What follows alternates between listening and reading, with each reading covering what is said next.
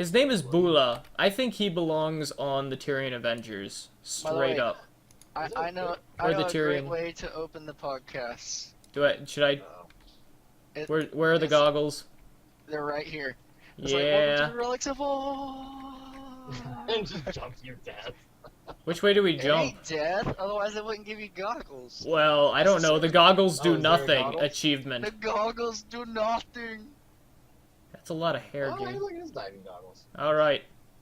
Which way do we jump? Okay, wait. Okay, I was about to say, look how all of us are like engineer goggles, but then I realized those were the diving goggles. Yep. How about you go this way? I think you can teleport back up, right? I don't think so. That is a really, really long Holy dive, gentlemen. heck, this is a long fall. Swing! Oh Turd. my god! Blam! That's what we should have done. Welcome to the Relics of Orr. Oh my gosh, that high diving is insane.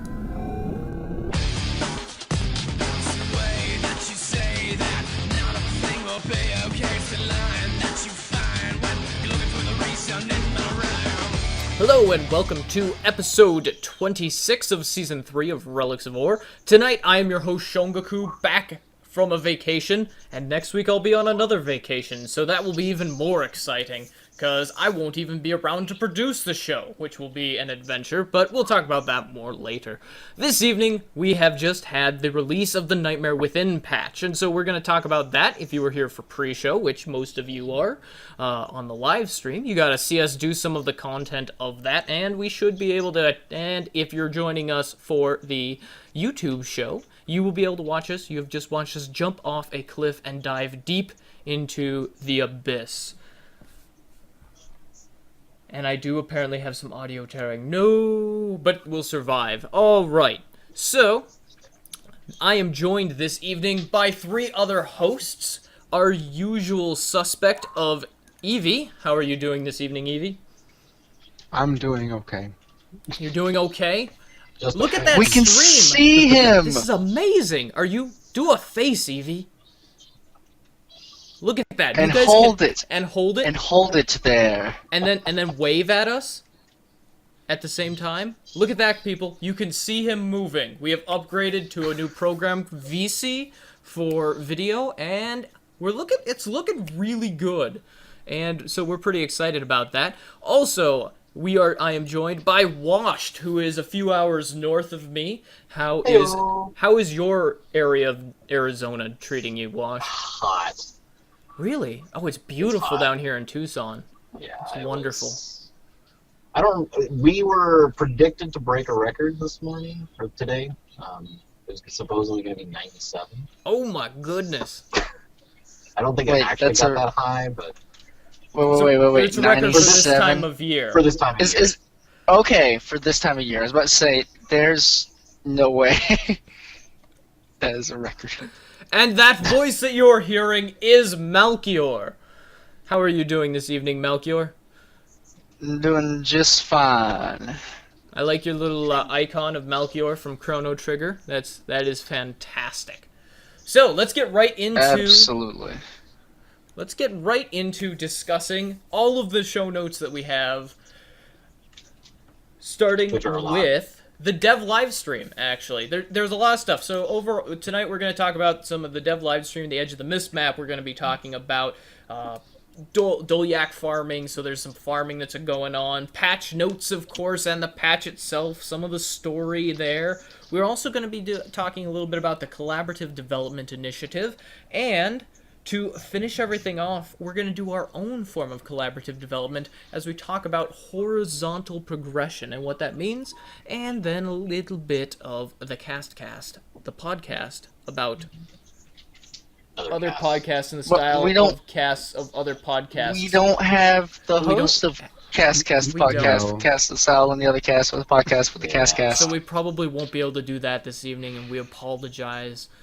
But if you guys would like to be featured on Castcast, the podcast about the casts of other podcasts and the style of casts of other podcasts, you can send us an email Did everyone cast that? @relicsofwar@gmail.com. Did everyone cast that? Yeah, if you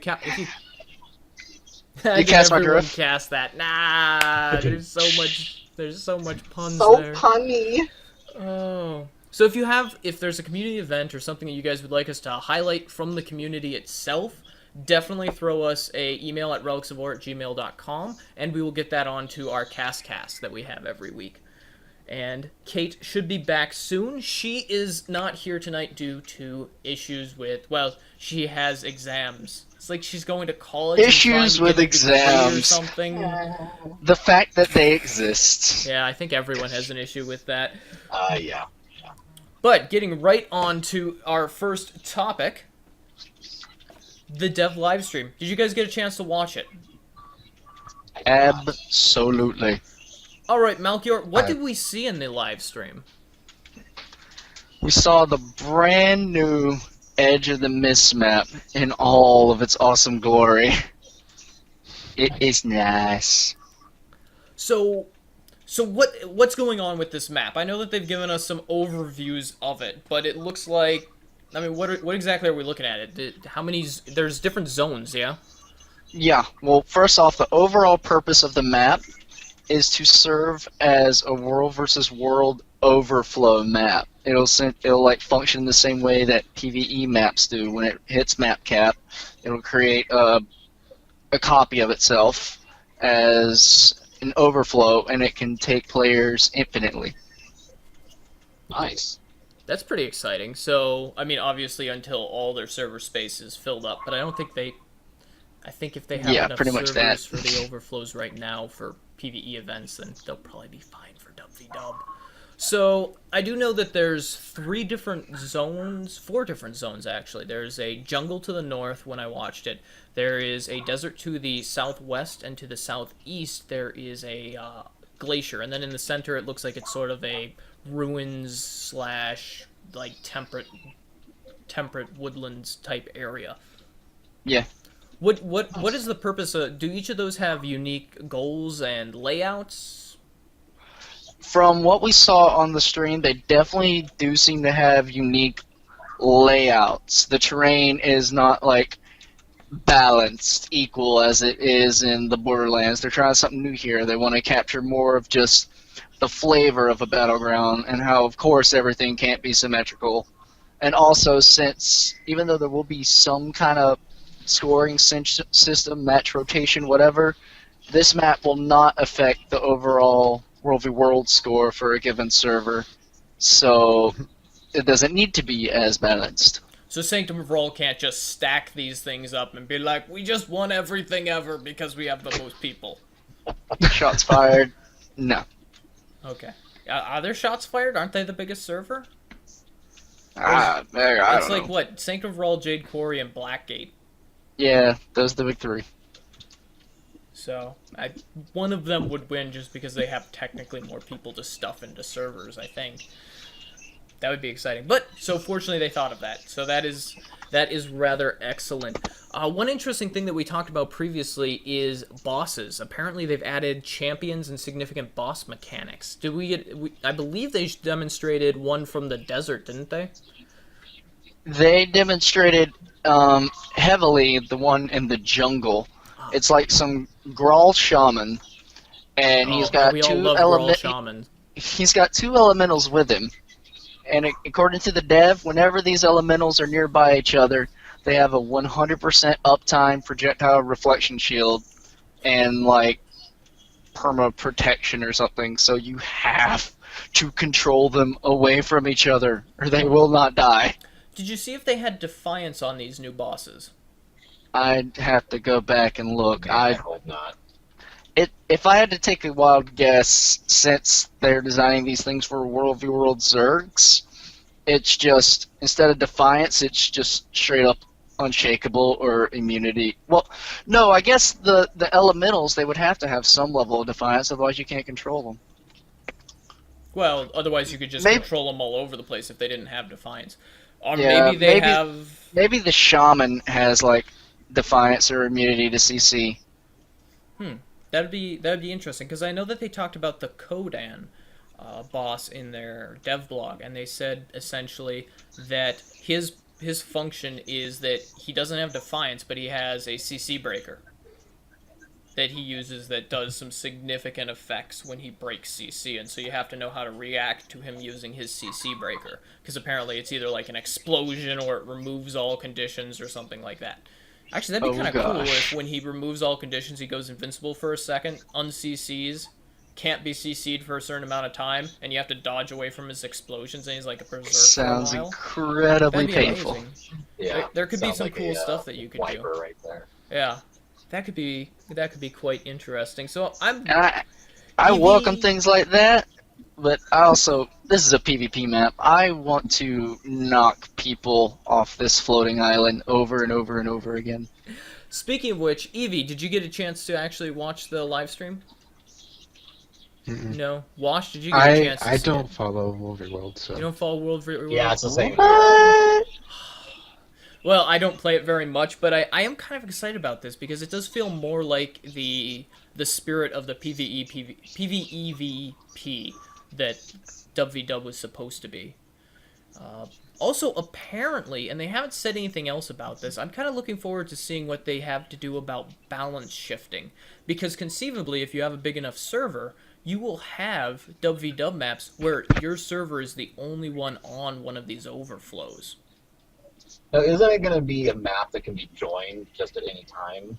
though? Yes, Like it's not that is just for overflow? it is an overflow map, but at the same time you can join it at will. You can join it at will, but it will overflow, is the thing. Right, so you right. have Yeah. the base map, and then there will be overflows. So conceivably, you could have an overflow where it's just like your server, because it is only pulling from your triple servers, is what they said.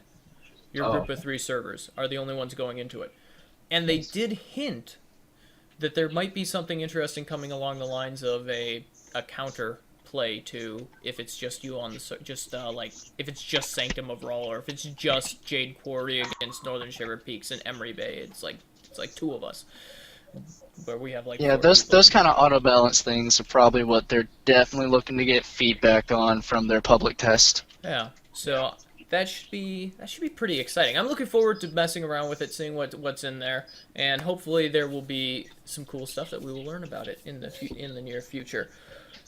But since we only have 2 hosts who actually are interested in the map, we're going to carry on our wayward sons, because there will be rest when we are done, specifically done farming in Orr, because apparently the Orr farm is, that is called a linking sentence, guys. Bam! Right? That's a Get segue it. right there. And you ruined it by mentioning it. I know, right? I have to. It's the first segue of the night. Hopefully I will not mention the following segues. But anyways, Dolyak farming is back in Orr. Have you guys done the Dolyak farm? It's the famous fail farm. Washed, have you I done it? know what it is. No, but I don't like farming. I don't participate in those kinds of things. Evie, I think you and I ran it a few times on, Saturday? After We guild did it for missions? like 45 minutes or something Yeah. like that. How many boxes, gilded boxes, did you get out of that? 52. Oh my gosh. It's like 45 one a minute? I think it was more, because it was 45 minutes. Yeah, it was insanely fast. Like the actual, plus that's not including all of the heavy moldy bags we got, all of the greens that just dropped, all of just the random salvage scrap things that dropped. There was a lot of stuff that we got. And that's why there's inflation. Because people are generating crazy amounts of money. The conservative figure for that farm is 10 gold an hour. So Gosh. So here's an interesting. So Washed, you don't particularly like that. They actually removed the farm from the game for a while. It's back now. What do you think that? What does that communicate to you? Do you think? It's... I don't know. I'm not quite sure why ArenaNet specifically wants us to be able to do this. It seems like this would almost be like an exploit. Well, I mean, not in the sense of you're breaking the game, but Yeah. I don't know. I mean, I guess for people that want to farm and that's how they want to spend their time in game, that's a good thing for them to have, to be able to do. I mean, but is, maybe the justification behind this is to get people out of Queensdale and stop farming there, breaking all those poor little starter characters' area. Oh, So true. I mean, come on. I mean, the game should not be, okay, I've reached max level, and now I'm going to go farm in the starter zone. I agree. But Yeah. how did it get removed initially? They switched the timer so that if it failed, it was like a 15-minute reset. So it was a really long reset, so it basically negated the amount. Currently, if you fail, it's a 2-minute reset, and if you succeed, it's a 5-minute reset. Holy heck. That for Yeah, for Orr, that does not sound like something by design. That might just be a bug that entered the code. Well, That see, would be my guess. Well, the weird thing is they actually went through and changed the code previously so that it was a 15-minute reset. And then they went back, and now it's a 2-minute reset again. So either they flicked a switch wrong. Yeah, Impossible. well, it's not even flip a switch wrong, because like I'm a little bit in a software development for my real job. And, like anything can happen with code. That is the thing. And it will. If And it will. Widechar's watching, he can, it can will. verify that. Yeah, I don't know. I'm not sure. I'm interested to see what their response is going to be, though. It will Not be- even just update response. I'll be interested to see if a dev makes a post on the forums about, Yeah. oh yeah, this is a bug, or go ahead guys, farm away. much like what they did with Blackline key farming. Yeah. I Go ahead. If that's how you believe, want to spend though. your time. Go ahead. I believe, But though, at 20 minutes for one key, it right. It Right. I mean, this is significantly more. I mean, if you're going to make Yeah. 10 gold in an hour, I mean, that's The interesting thing That's is pretty- every that's time good that money, this has existed before, they have never called it an exploit. So Yeah. I'm kind of on the fence. It's not an exploit of the system, because it's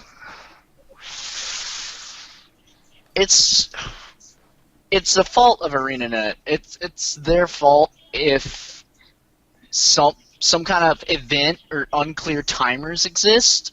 Meanwhile, if you look back to something like the snowflakes in Winter's Day, how the recipe was just wrong. It was 3 ectos to make one of those where it should have been 5. And so that allowed people to print ectos for free, because when you salvage out the thing, you also got your gem back. That is clearly an exploit. Yeah. See, yeah, this almost seems like a design oversight. Like it's supposed to be a 12-minute and a 15-minute or something like that. I mean, It could Missing also zeros, missing ones. It could Yeah. also be the fact that Orr has been dead for a long time, and a lot of people on the True. server have said, well, Orr's dead because there's no reason to farm there, and now this brings people back into Orr. So it might be trying to It brings them back into 5% of ore. Yeah, and so that's... yeah. It's I wouldn't even say 5%. Yeah, it's like a tiny little scoop. That's gross. It's tiny. Yeah, I mean, at the same time, the fact that, you're playing an event specifically to fail it, that just, to me, is not right. I do not You like should that be- at all. Yeah. Right, you should be playing the events to succeed the events, not to be like, okay, guys, don't kill this because, we want it to fail so we can do it again. I mean, that just, to me, that just doesn't sit right. Yeah, sit which right. does it. So there are alternatives to it. There is the Champion Farm, which is nowhere near as lucrative in Frostgorge, of course. There is also I believe there is running dungeons, which is So there's still options out there. It's just an interesting thing to note. But we're gonna move on since we have talked about this before, and we'll keep you guys updated on the Dolyak farm because. If you want to make money, ArenaNet has never called it an exploit, so it's probably a pretty good way to, boost your income per hour. But there are some cool things that they have done with the patch that may hopefully boost your income, though we'll see. One thing that they have done to boost PvP income is they have doubled PvP rewards. Washed, what's going on here? Well, so basically what happened was during the Halloween event, instead of rewarding reward chests in structured PvP for matches, they were rewarding the trick-or-treat bags. And yeah, the forums were enraged at the fact that for this period of time, we basically can't get any of our PvP rewards. So ArenaNet came back and said, well, okay, guys, if you put up with it for this 2 weeks, what we'll do is we'll actually enable it so that after the event, we'll double drop the rewards, double drop the Structure PvP reward chest for you afterwards. So this was, I thought it was absolutely fantastic decision.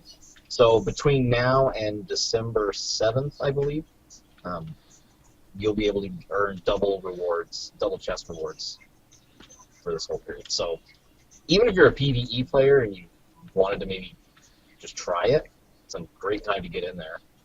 Now's the time to dabble, because a lot of people are in there just because it's double rewards. Oh yeah, go kill all the noobs. Yep, I'm gonna do that. Yeah, I will go be fodder for your mastery. Okay, thanks. It's a fantastic. It's really. I mean, this is what. Yeah, this earns ArenaNet a lot of goodwill with the community right here, because this is exactly the kind of change, to the fact that our system was not designed to handle both the trick-or-treat bags and the regular reward chests. So since our system couldn't accommodate that, we'll go ahead and work this out later. I think that was a brilliant thing for them to do. Absolutely. Yeah, that is pretty cool. So definitely get it. So get in there, guys. Check that out. If you've been waiting to PvP, now is probably one of the best times to get your feet wet. They've also changed a few other things in PvP. Evee, they've changed matchmaking. What's going on there? Okay. So matchmaking has been a ongoing problem for tournaments, particularly with solo queue. And with sync queuing and just the lack of proper MMR, you would see a lot of lopsided matches. You'd have people of a much higher skill level on one team going against people of very low experience on another. What these changes aim to change, quote, thingy, redundancy, is one, they're making sync queuing a lot harder to actually do. And two, with the MMR, which is matchmaking rating, they're hoping to make teams more even by splitting the experience on both teams. You won't see low experienced teams only go against low experienced teams, but if there are higher MMR players, it will try to put them on different teams. So let's say you have just arbitrary numbers, 3 players with 500 and the rest are like at 200. It'll put those 500 MMR on different teams and then split everyone else.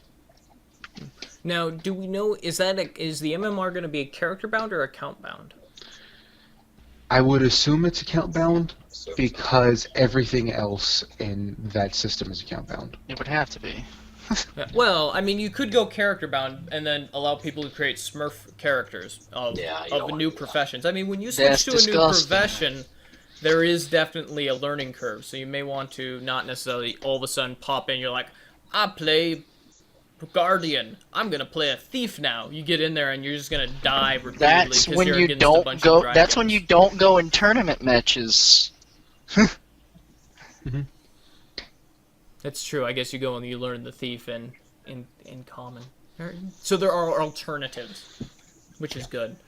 And fortunately, that means that I will not be facing Evee in solo queue ever because I am a rabbit.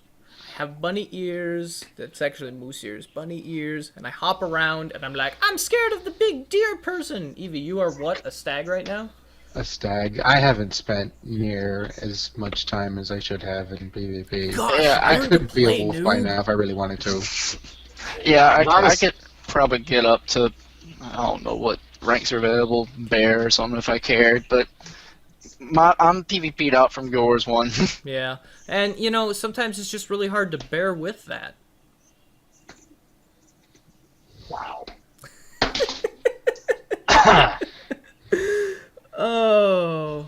I see what you you know, did there. hey, if Thank you. anything, just roll a necro, go in there and just face roll the keyboard, and there you go. It's true. You'll be Phoenix rank by the end of the week. Yeah, and you will just you'll be able to just smash people, and you have that glowing phoenix with the awesome wings coming up. Or if I thought the highest really, rank was dragon. It is, Like but we're talking dragon, about the yeah. phoenix rank, which has the awesome glowing wings of the phoenix. Which, if you're too lazy to get to phoenix rank for awesome glowing wings, Malchior, they've got some new stuff in the gem store. What is it? There's a new finisher that came out. What's it called? Exalted finisher? Yeah, My gym store has been crapping out on me. I can't see a thing. I don't know what it's. But essentially, it's like glowy angelic wings that pop out of the corpse that you stomp on. Nice. Oh, it's no, it's spirit wings or something. Yeah, Because I spirit. know. Ooh, Live Spirit. Spartan says it's the sanctified finisher. Oh, sanctified. Sanctified. Exalted, go. sanctified, same difference. That is like the same thing. Wait, no. What else is on the I gem was store close. though? Wash. They've got some other stuff on the gem store. What have they added recently? Well, the big change to be announced is the fact that the perma harvesting items are no longer going to be soul bound, but they are going to be account bound. Thank you. Yeah. But they cost This is 200 the more best gems. change. This is like what was that? They cost 200 more gems now, though. You know what? I'm perfectly okay with that. Honestly. So Evee, quick question It's then. fantastic. That is pretty. It's awesome. Evee, it's account bound. Does that mean that you still have to throw it in your bank if you want someone else to use it, or does that Yes. mean that all your characters get them and it's just like I don't even have to switch? No, you get one item. If you want to swap it between characters, you gotta throw it in your bank. $12 for one item. Come on, guys, tie it to our. It's a good thing I already got mine. Yeah, I'm gonna go get mine unlocked. That'll be. You can also apparently you can get them unlocked. Washed. What's the process for getting them unlocked? So, for those of you that have them currently as the soulbound, what you want to do is hit up Lion's Arch, go over to the ticket vendors. They're in the Black Lion area upstairs, and you go in there, talk to them. You have to have them unequipped, so they have to be in your. You have to be in your inventory, and then when you do so, there'll actually be a separate tab on the vendor that they'll just take the item that you have and convert it from the account bound and give you the soul bound item. So, Very cool. And further, Nice. if you bought multiples for different characters, you can send in a ticket off their support site, and they will give you a refund. Really? yeah. a lot of Holy Lion's Arch- cow! So the question is, will they take Wow. away those extras then? Yes. But I mean, for those of you that may be strapped a But little bit for cash, that's true. only if you send in the support ticket. If you want to keep the extras, keep the extras. yeah, absolutely. That's a good point. That And- is unreal because they could totally just say, you bought it. It's what it was back then. True. Yeah. Not really sucks for you, but you got your Right. money's worth. Well, no, what they could have done is okay. All of them going forward now will be account bound, but all the previous ones are still soul bound. I mean, they could have done that direction too, and that would have been, a jerk thing to do. And the whole free upgrade, I think, is fantastic. No, I think they've done actually a really good job. Yeah. with I mean, if this. nothing think we else- can all agree. Yeah, if nothing else, if you have multiples, just go convert them to account bound, just so that they're account bound if you ever create a new character and want to transfer it over, just so you don't miss out on that opportunity because it is only for a limited time. They'll be Or able to exchange them. if you have multiples of one, keep it in your bank, transfer it over, and get refunded gems from Internet for more new stuff. That's true.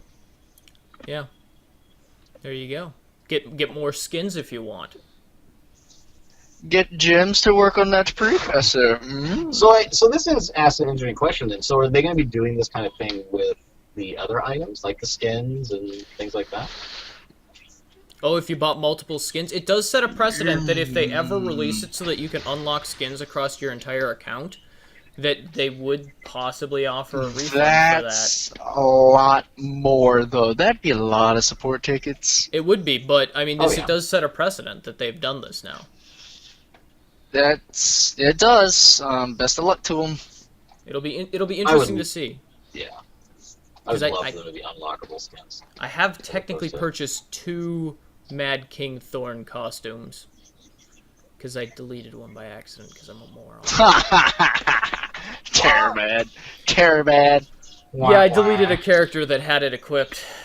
Oh. I should have put it in a This is support why ticket. you need to learn how to manage your inventory. Yeah. Shots I fired. can't even call shots fired on that one because it's true. Yeah. Yeah. Speaking of skins and stuff, though, in the gem store, they've added 3 new skins that people are pretty excited about. Malchior, what skins have they added?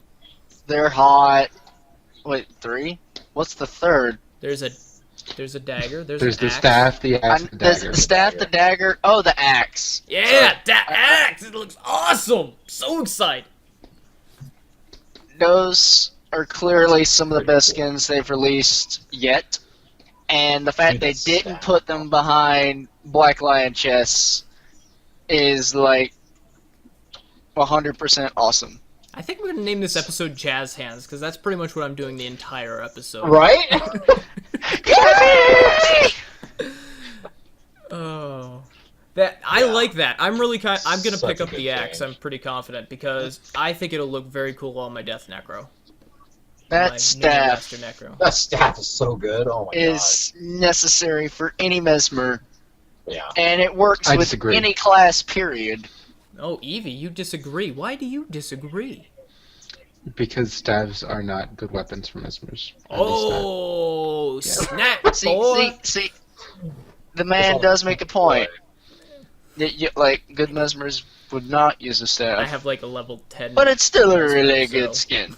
It's an amazing skin, The skin is fantastic. Yeah. like, I wish I had Casimir's skills with the staff. That's all I gotta say. Although, it Uh-oh, probably looks uh-oh. pretty good on an Ellie. All right, so we're getting some flack from the chat. They're asking if this is a joke. All right, so No staff on somebody mesmer. better- Oh, they disagree. Chat, what? Oh, snap. See, I only have like All a right. level 23 mesmer, so I'm out. But apparently, this is a thing. Now, you guys are PvE. PvE primarily. So PvP. Oh, hi, Best Bear. Ha ha. Yeah, he's top mesmer. Oh, okay. So we're going to go to our chat room. Who will now? Okay, so PvP staves are pretty amazing for mesmers. Is that accurate? Oh, in both or is it SPVP? Or SPVP, WW? they're okay, and WW, I don't know, so I'm not gonna talk about it. As far as competitive whatnot, there have been tried I wouldn't use it in things competitive. of doing, say, tanky staff mesmers, but it's just I have short seen one good tanky staff mesmer Condi mesmer phantasm build from my friend. I 1v1'd him. It was not fun. No. When was that though? Because Recent. phantasms are not as strong as they used to be.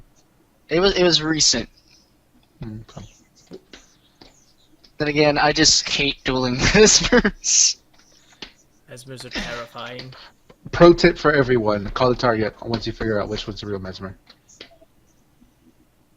Oh, they still haven't gotten the wiping the called target yet? I don't think they ever will. Why would they?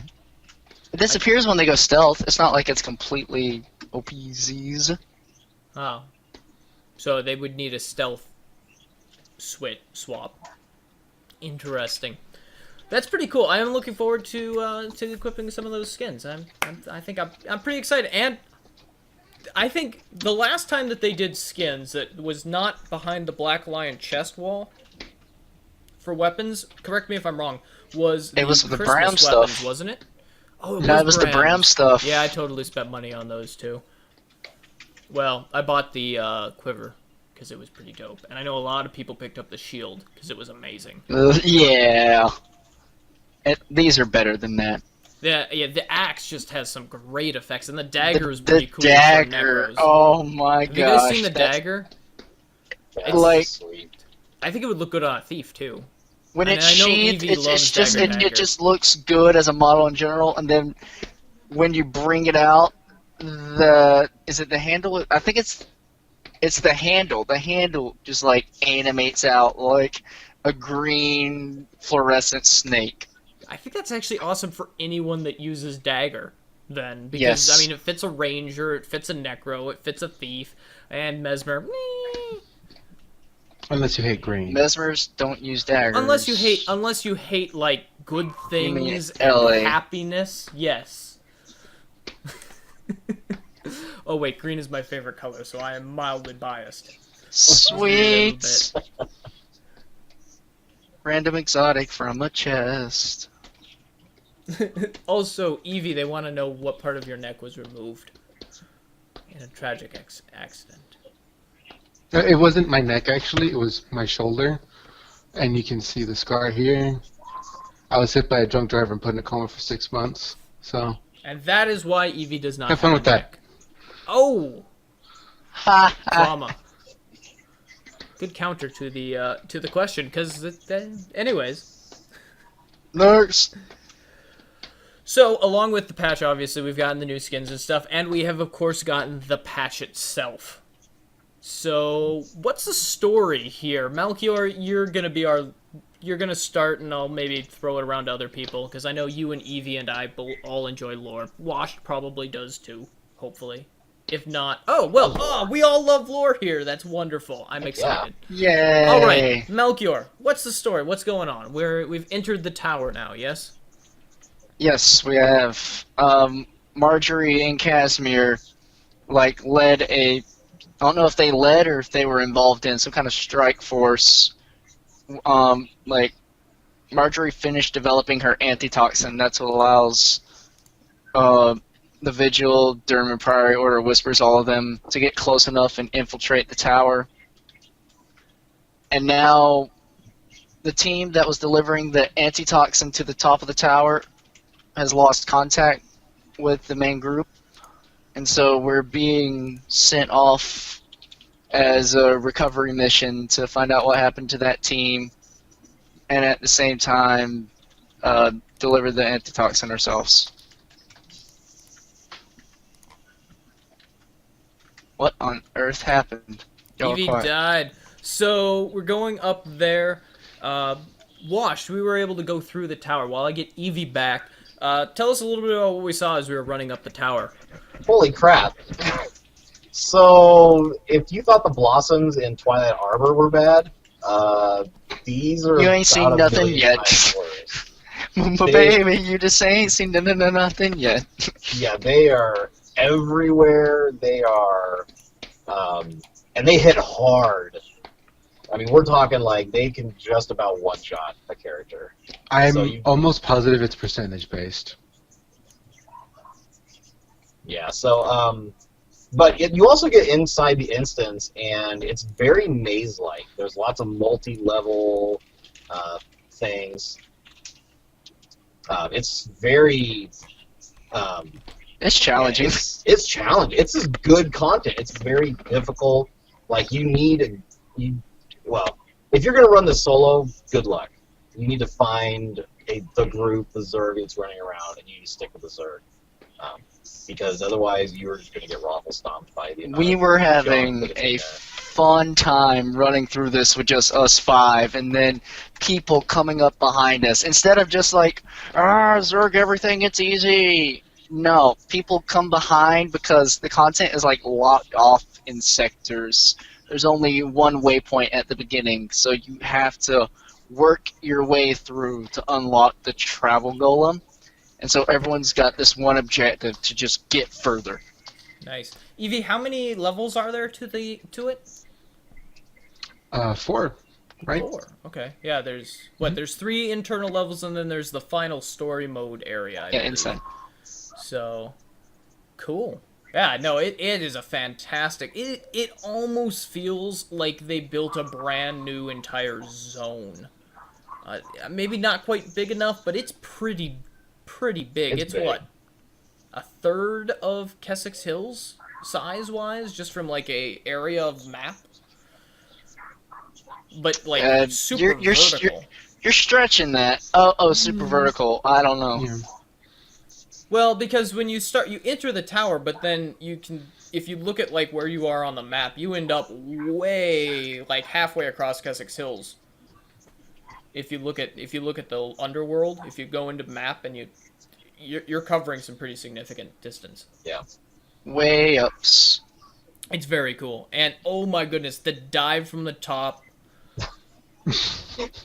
It's like And- a 90-second fall. down to Relics the of bottom. Orr. It was Yeah, I amazing. mean, it is. Yeah, so you do, when you finally get up all the way to the top, they actually have a set of diving goggles so then you can dive to the water. and I the love lake the down diving There's an goggles. achievement for it, though. It is an There achievement. is. Speaking of And achievements, it is way oh my goodness, yes. Speaking of achievements, what do you guys think of the meta achievement for this one? Do you have to do the dailies to complete it, Evee? Is that a requirement? I didn't even look. I'm not gonna lie. I don't the care about table. achievements. But with that said, Except this achievement gets running you a through. blooming Mass Effect mask. With that said, running through, you're just like handed achievements. It's like here, have some more. All the achievements. Yeah, I mean, literally, you're just walking around, and it's like, ding, achievement. Oh, look, you encountered all the creatures. Here's another achievement. Here, you found 4 things. Here's another achievement. It's just like, I was actually surprised at how quickly we were getting those achievements. I mean, it was, because we played, what, 30, 45 minutes, and we got 5 or 6 achievements. At the same time, though, I invite like you guys, whether you be in game now or get in game later, to open up your tab, and you'll see we haven't actually accomplished that much. Right. Yeah, because I think a lot of our achievements are the ones that stack. They're tiered up. Yep. Yeah. Yeah. So we were moving up the tiers probably pretty quickly. And that's okay. Yeah. Okay with that. Yep.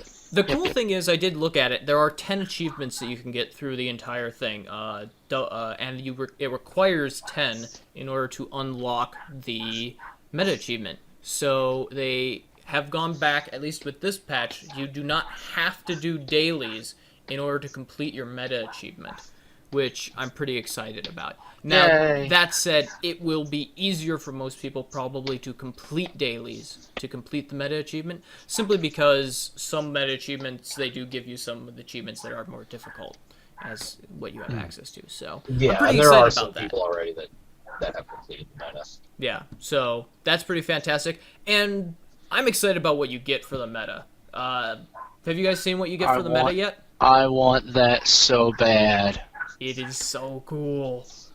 Malchior, what are we getting? This thing is awesome. A gas mask. A really, really good gas mask. Call it for what it is. It's a Mass Effect helmet. It's a Mass Effect It is. helmet! It is totally a Mass Effect helmet. No! It's totally a Quarian helmet. My It is. engineer needs it. Speaking of which, you know what this confirms? Tengu. What? What? Tengu are shaped a little bit like Quarians, and so clearly, this means we're getting Tengu. This Tengu is confirmed. this is as crazy as the logic that it's like three They look key nothing like pieces, Quarians. 3 key pieces, tri-key, 3 levels to the tower. Half-Life 3 confirmed. Well, we already knew that. I think someone found Half-Life. I was expecting. What I were was you expecting more of a segue of Tengu are from factions or whatever, so siege turtles.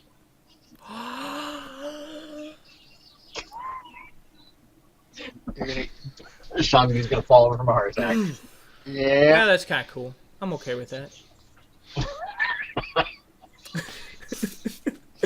All right, taking my tinfoil hat off, and we're going to talk a little bit about also what's inside. So they have randomized instances. So if you guys, what's going on here? Washed, randomized instances. What are we looking at? So there's a series of quasi-mini dungeons that you can go into solo or as a group. Go in as a group.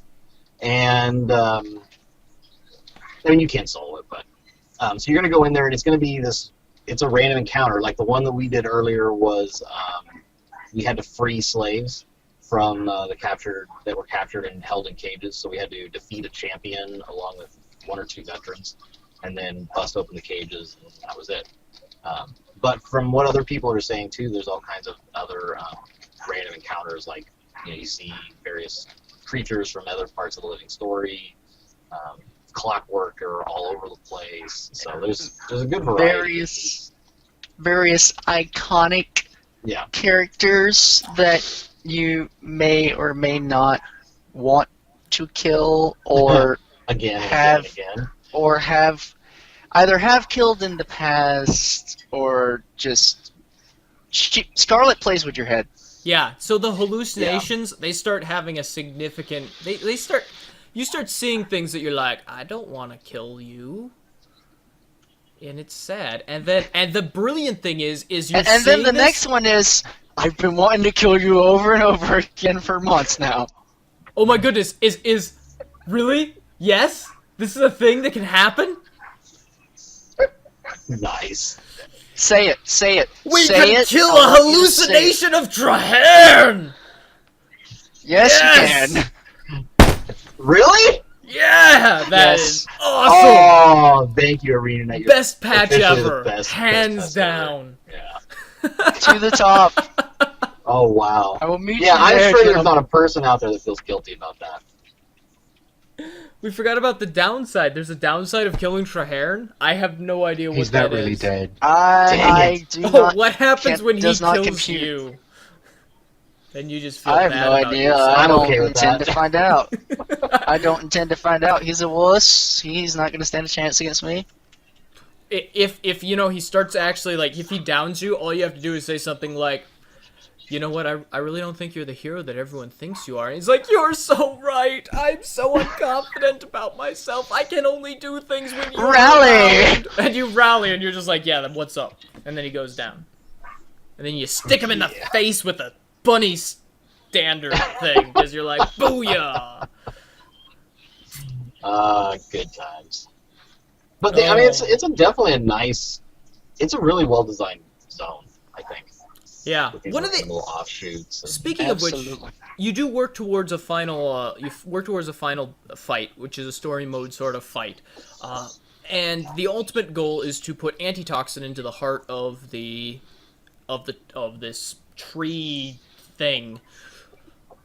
There's a bar when you're out in the open world or in the zone that looks like it's counting up towards a antitoxin full level. So once we as players have filled enough antitoxin in the center, apparently that does something. What do you guys think is going to happen with that, and how long do you think that's going to take?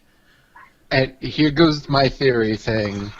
When we were going through it, the way it's set up with the main tree sort of thing and just the offshoots is very similar to a heart and arteries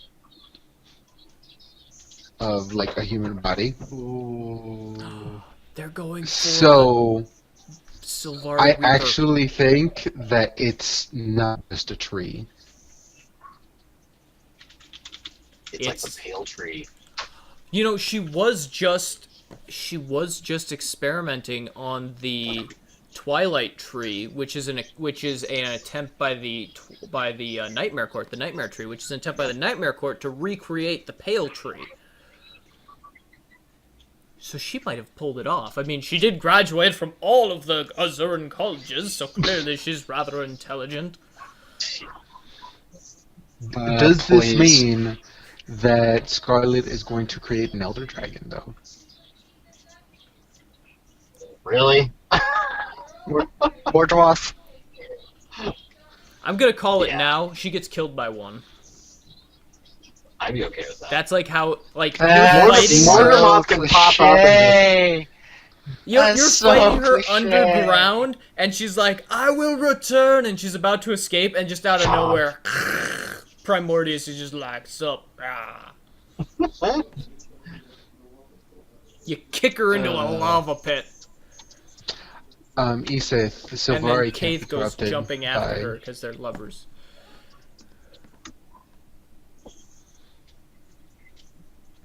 Yeah, Chat so saying that she might be corrupted by a dragon. I'm just like, Sylvari can't be corrupted. They just die. actually no, we have seen a Sylvari be corrupted. Wait, what? Where? Tactician Cole. That is true. I'm just saying. I'm just saying. Damn it, Ryan! Breaking all the rules. See, if Ryan is able to be an exception to the rule and be corrupted, I think that she may have already. We're all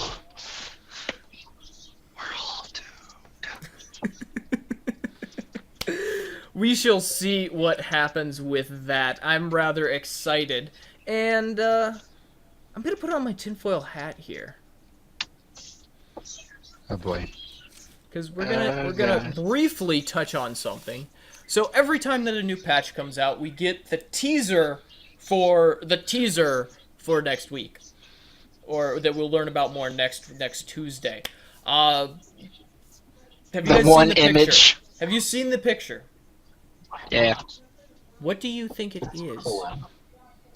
The I'm three gonna new let you talk fractals. first. Oh Okay, yeah, it's gotta be so the Evee's throwing fractals. out his guess. Wash. Okay, mine. Fractals. I'm extremely confident Fractals. that what you see is it looks kind of portally and stuff. So clearly, we're gonna open a portal to Cantha, where we are going to be able to have our guilds unite together and build outposts and march across Cantha while riding on siege turtles. You've been playing too much Panda Land. I may have been playing too much Pandas. By the way, The dog I found agrees. Kunavang The in dog Panda. agrees you've been playing too much Panda I Land. love Well, I don't actually love Pandas. I'm enjoying Pandas, but I enjoy going back into Guild Wars too. I'm playing 3 MMOs right now. I have a problem. Secret World, Pandas, and Guild Wars Too much time 2. on your hands. Yeah, clearly. Well, this next week will fix that. Just wait for like Elder Scrolls and EverQuest Next. Wildstar. I think WildStar would trump Pandas for me because it sounds awesome. Everything I hear about Wildstar, I'm just like, oh, that looks interesting. Too bad it has a subscription. Yeah, see, I don't care about the sub. Pretty much I mean, that. clearly I'm playing Pandas. Anyway, moving back on to Guild Yeah, Wars back 2. to Guild Wars 2. Please. Apparently this is a show about Guild Wars 2 or something. I think there's like, right over here, there's like an icon that says like Guild Wars 2. Down there there's Relics of Orr. See, I can point like there. What is Orr? What is Orr? Oh yeah, by the way, if the next patch or the next expansion from WoW really kicks in, you will be able to see a new podcast, Relics of Draenor. Some of us may or may not be affiliated with this new branch podcast. I don't think anyone from Relics of Orr would be. It'd be like me all alone, like being insane. But that's what I do. All by myself. No singing. Wow! Oh. Really quick, I'm Okay, going to then. touch on something. Malchior's not going to be happy with me, but... And probably no one else will be either. Quick thing, data mining. You guys should check out the thread on Reddit. It's interesting. They maybe found something hinting at scavenger hunts for precursors. And, Among other a things. system of crafting or legendaries in PvP. Which is cool and all, It's but cool. they aren't ready to tell us, so... Yeah, that means that it's probably 70 months out. something 70. like that. That's a long time. I think That's a long time. that is a really long time. But something that is happening right now in Guild Wars 2 is the collaborative development that they're working on. The collaborative development initiative. Chris Whiteside, I think, has broken all of his keyboards many times because, oh my goodness, he has been writing so much. 5 times? He's broken 5 times. keyboards. He's broken Spam 5 all keyboards. the things, Chris. He is just every day. If you go He's on on to tear. the forums and hit Dev Tracker, there's 2 people posting. It's Chris Whiteside and it's Gale Gray. That's actually it. And Hyperbole. Bobby's been pretty active, too. Well, yeah. I mean, there's a lot of activity. So, but it's like mostly them. Work with my hyperbole here. No, there are a lot of people posting. And it's pretty fantastic. There's a lot of stuff going on. Devin Carter, of course, is also posting a lot. One of the interesting things is there was an interesting post by user Nike, like the shoe or the Greek goddess, and they basically laid out what they would like to see in a Living World release, which is essentially you start out and you enter into the zone and it's completely just barren, and there's a little outpost, and you start building the outpost. And I got giddy at this, and I'm like, oh my goodness, building an outpost. This is so sandboxy. I love sandbox. That's what I do. And then over a week or so, you have little people that you have to defend and stuff, and they build the outpost, and then they moved, and then they split off and head to other outposts, and then over the next week or so, they're building it. And so like a month later, you finally built up this zone, and that starts unlocking new events, and then finally the zone is sort of set in its way about a month and a half after release. Evee, on the other hand, hates sandbox, and his finger is pointing, and he wants to say something. That sounds a lot like the concept for Southland Cove. Yeah, except Southland Cove. What Southland Cove should have been, yeah. Or pretty much that. Yeah. So interesting that they've done it sort of, but it didn't roll out. It rolled out too quickly. You think, perhaps? Do you think that this would be a more engaging way to roll out a new zone? Yes. And also, Southland Cove was very linear, so it grouped people up into the Zerg thing again. Yeah, I mean, if you take Nike's idea, I mean, he basically has a good way of keeping people in one particular zone, but at the same time spreading the population out among differing events, among different activities, like turning and crafting items. Yes, I thought that was a brilliant idea. I mean, who played Vanilla WoW here? Me. Gates of Encourage. Gates of Encourage. Yeah. There was definitely an element of that in there, and I loved the Gates of Encourage. It was also a race because it's like, we're gonna be the first server. No, we're gonna be the first server. Like it was open, and we were still like turning in cloth on my server, and like most of the servers had opened it. We're like, we're slow. I think that's a theme for places where I go. No comment. Wow. I play on the special servers. Oh. But it was... Yeah. His idea was fantastic. I mean, and Chris did respond saying, yeah, this is basically the kind of stuff that we want to develop the living story into. I thought that was very interesting, and he obviously... Go ahead, Malchior. I mean, it's awesome that Chris recognizes it individually. But he keeps kind of that same broad scope. It's like, this is what we want. This is what we're striving for. That has got to take a long time. Yeah. I've got to say, this new zone gives me hope that this could be something that they could do. It's got elements of it. Excuse me. Yeah, this is a good start. Yeah, I think they're getting there. It'll be interesting to see. I don't think they really have the coding for building structures and stuff over time. I mean, they have a little bit of it in Events and Orr, but I don't think they really have it. Oh, I guess, no, but they had it in South Sun, didn't they, Evee? Interesting. Well, oh my god, excuse me. In South Sun, it was like, you complete this event and you unlock the waypoint, and the outpost goes from a destroyed state to now we have built the town state. I think it would be fascinating to see, like, from nothing, to see them clearing the ground, building the palisades. That, oh my goodness, that could be amazing. I would love that. And because that's also a lot more coding. It is and it's a lot more art assets too. Yeah. I think. And I think one of the interesting things though is once you have it in those various states of building, if you create a situation where those areas can be destroyed, you also now have the resources to show them rebuilding it, and a system that allows you to say, oh, well, they blew up this town, or they blew up this wall, that's gonna take like 3 days for them to rebuild, you better defend them while it's going on. Well, the whole kind of 3 days bit, I don't know if I'm as on board with that design approach. Because in its design right now, even though we have content updates every 2 weeks, Guild Wars 2 is designed to be casual friendly. Yeah. If that 3-day event happened, then it's like, oh, sorry, you weren't there. The interesting then thing you that he miss said is that content. it wouldn't be a 3-day event necessarily. I mean, there would be like the overarching meta event that's 3 days, but what would happen is during those 3 days, you would have the meter going up, up, up, up, up. But you could drop into the town and say, "Oh, the meter's going up. That's cool. Oh, there's a bunch of skelk that have decided that they smell food through the wall, so they're just gonna come busting on through this hole in the wall, attack a few people, try and steal food, and so you have to go and push them back or go and recover food from the skelk, that sort of thing. So you'd have all these sub events that would pop up, and that'd be where your instantaneous gameplay would occur.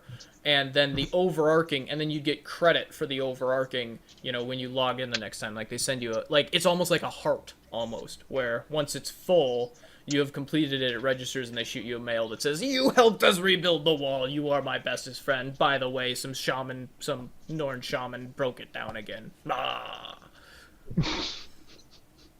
That would be Sons interesting. of Svanir, jerks. Ugh. Man, wrecking my town. It's a problem. So, another thing that they talked about in the development cycle is the fact that they are looking at finding ways to fix the personal story issue. Now, one of the big things that they said is the personal story actually interferes with their ability to radically change zones. And so they are looking for a way to create it so that the personal story can be followed while still letting them break zones. Keswick's Hills, if you notice, there's certain areas where you're like, well, that doesn't really follow with the story right now.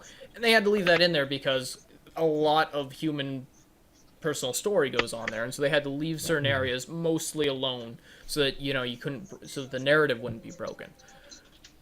There's two things that they would gain from this. Evee, what would they gain from fixing that? More continuity for sure. And I think it also, but they'd probably gain the ability to actually set official timelines. The interesting thing is the current content, because you can kill Traherne, because you can kill a hallucination of your mentor. I'm going to spoil that because this is important.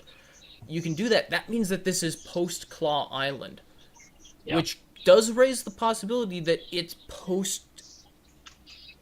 Zaitan. that it's post-Zaitan.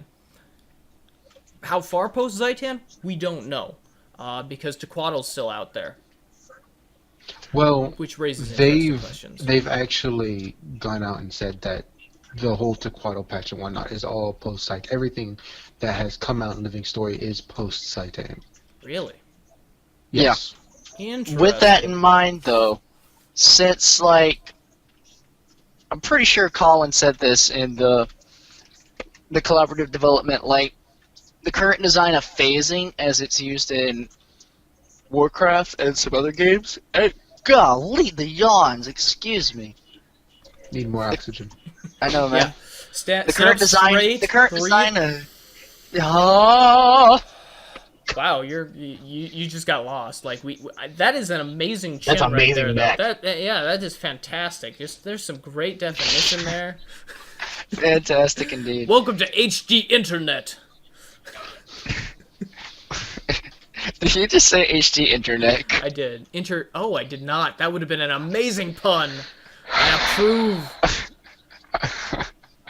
So Anyway, anyways, the current design of phasing, Colin said, they don't want to go that route with Guild Wars 2. So, yeah, the way of kind of presenting one version of Keswick's Hills to a subset of the players and another version to another subset isn't on the table, but having the ability to change a zone over time, maybe even multiple times, because, say, we're post-Zaitan, the person who's still leveling up their first character is seeing this in the eyes of a post-Zaitan, but as they do their personal story, it's still relevant. That'll be a key factor. Yeah. It will be. And I'm looking forward to seeing how they do that. And now we're going to do a really quick section because Washed is running up against his time limit. Washed, why do you have to work and be a productive member of society? Sorry. Anyways, no, actually, we're pleased that you are a productive member of society. But That Society, remains to be thanks. seen, but society as a whole thanks you, Washed. So, really quick though, we are going to do our own quick collaborative development, and we are going to talk about horizontal expansion, or horizontal progression, character progression. Right now, we have two different real major kinds of horizontal progression in Guild Wars. Well, we actually have all three. We have a few different forms of progression. You have vertical progression, which is stat progression, advancing your character vertically, making them more powerful with relation to the rest of the world, and specifically that is ascended gear, legendaries. I will say that as long as they're not going to be throwing any more in, it's probably not the worst form of vertical progression I've ever seen. And I'm actually not as much of I'm not as down on vertical progression as I used to be, but I don't particularly like it in Guild Wars. But moving on beyond that, we also have linear progression, which is what you see with all the meta achievements and getting and unlocking those things linearly. It's a linear thing, and you only have a certain amount of time, and then it's in the past, and so you can only move forward with it. And so it's almost a piecewise function for you math geeks out there. Actually, that's like a low level. Yeah, it's still for math geeks. It's a piecewise progression, which means that you got your section, and I did these meta achievements, I did these over here, and it sort of skips around and stuff. But it is still linear because you cannot go back. Stories in like the more straightforward forms of that would be, for example, playing a single player straight through game. But we have that. Now, horizontal progression, the three forms of horizontal is you have your just general PvE, getting your character to 80, playing the PvE game and progressing in that. You have progressing in WVW, and you have progressing in PvP, SPVP. But really, horizontal progression means that you have a whole lot of systems that you can do things in, but that are not necessarily power progression or story progression.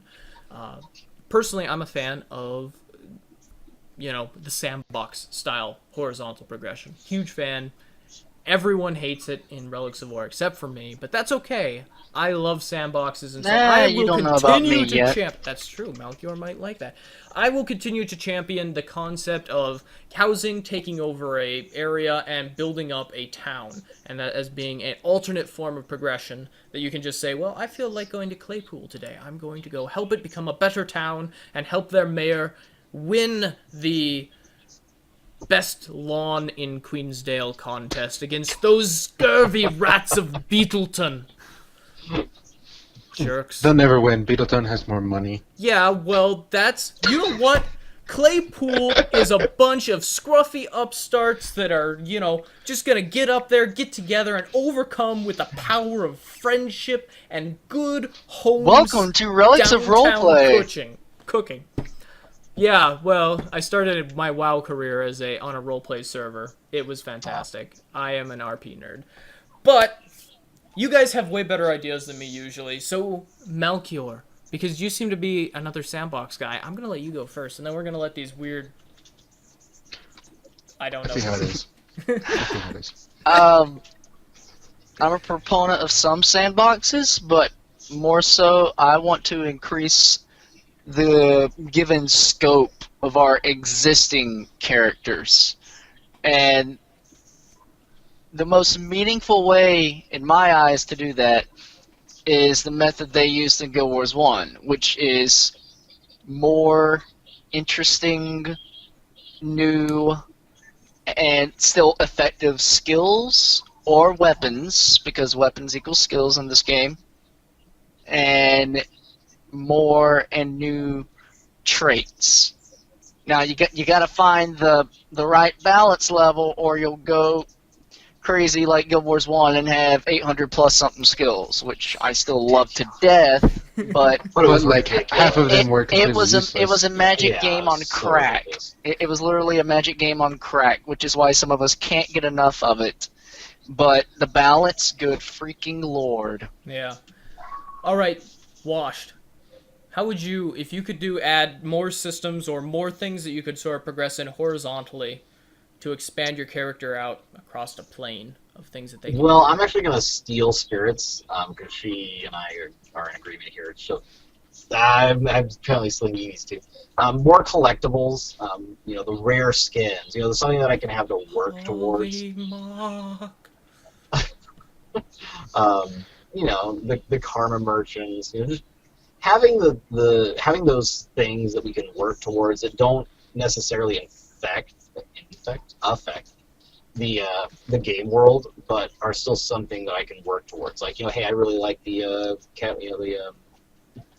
particular dungeon's armor. I can go run that dungeon and potentially earn that. That kind of stuff. I mean, more of that to me is always good. But I do like the idea of more skills as well. Just offering up some different styles of gameplay is always a good thing too.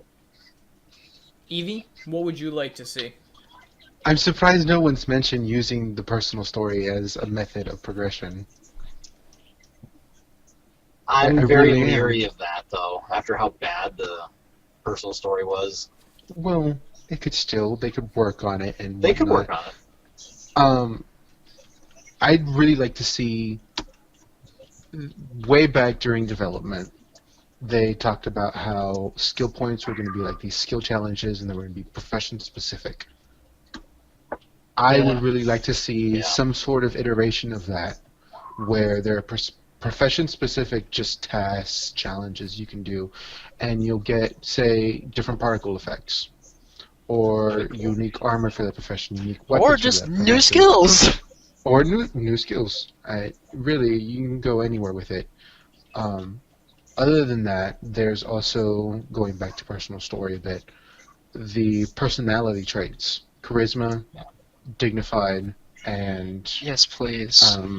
what was the other one? Ferocity. Ferocity.